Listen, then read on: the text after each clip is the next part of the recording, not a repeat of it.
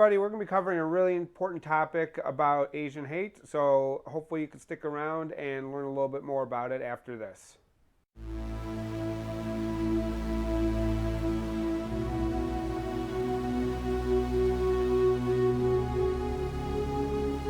Topic. Hasn't been really been covered a lot lately, especially with all the news about the George Floyd trial and what all the ramifications of that.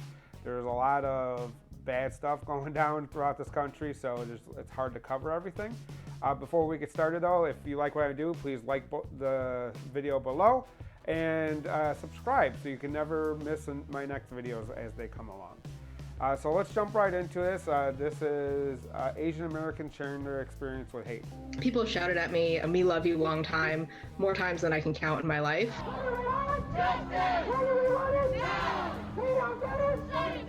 It's like a weird form of Asian hate because they're like, no, I'm saying I love Asians. I love Asian women, but it's all a form of othering. When I went to school, actually, people did use the C word and slanty-eyed, but it was very subtle. I was born in Queens, grew up in New Jersey. Skaters and other kids would say the usual ching chong and, you know, the questions, where you from, where you really from. Even though they're kind of subtle microaggressions, they add up like 1,000 cuts. It's awful. So we jumped right into this, and it really focused in on how white America has basically been making Asian Americans feel unwelcome.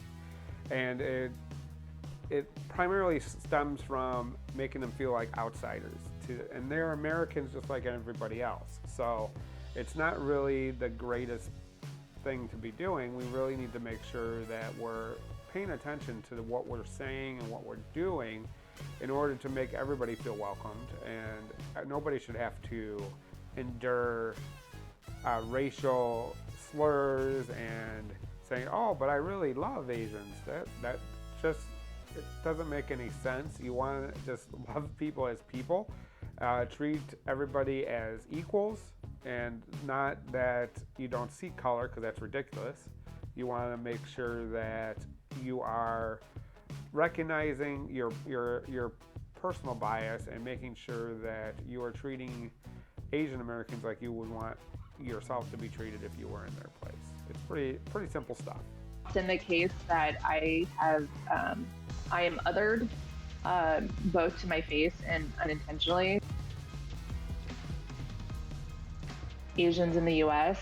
probably come from like more than 30 countries, I would say, and there's a huge range of education, healthcare, and access.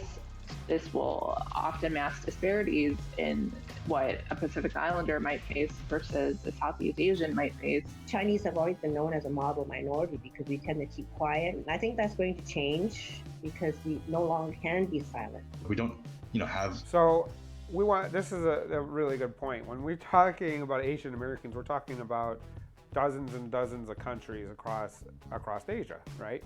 So a lot of people, when they assume Asian Americans, they falsely assume that they're either Chinese or some Japanese or some of the bigger countries over in Asia, but there are thousands of Filipinos, East Islanders, there's Tibetan, Cambodian, Vietnamese, Korean, there's tons of countries, right? Indonesians. And you don't want to make sure that you're just lumping everybody together. They all have their own unique cultures, unique identities, and you need to treat everybody as who they are, not group everybody into Asian Americans, right? Now, they don't all think the same. They're not all have the same experiences.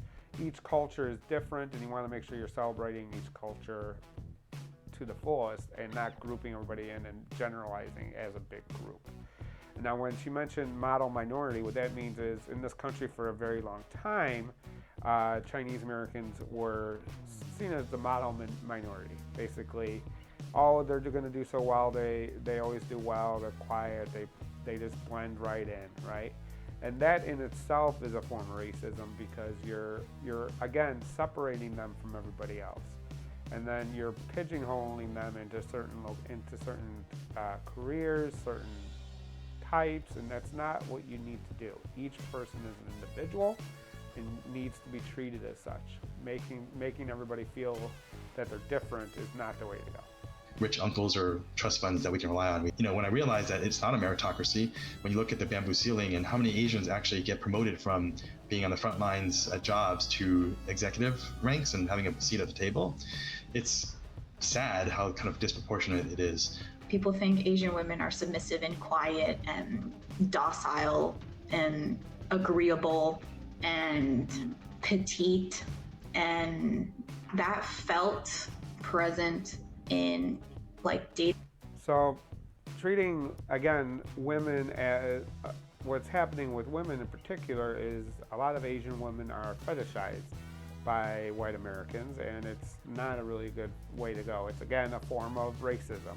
And I've been saying this a lot, treating people differently just by their race is not the way to go.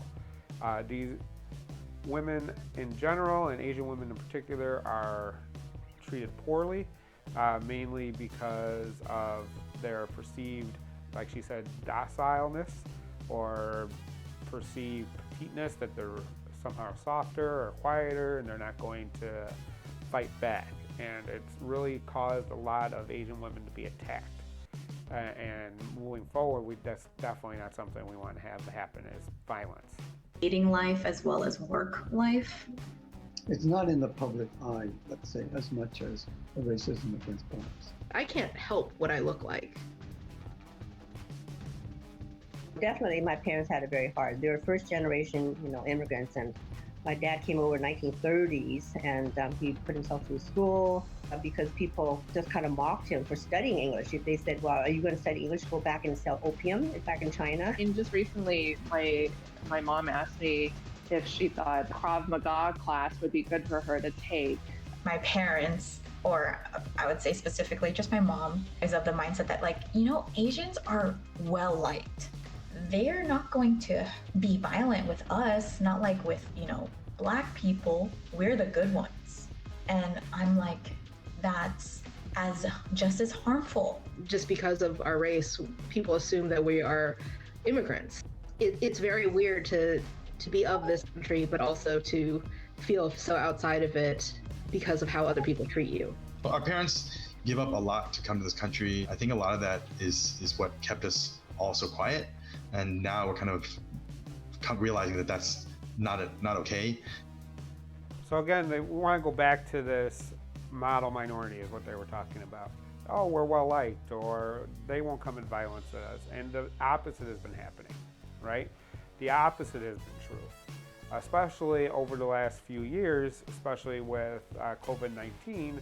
A lot of Asians have been the subject of harassment and attacking and violence. I know you've seen videos that have been online of older women, older men, Asians being attacked nonstop, not just verbally, with violence, and that has got to stop.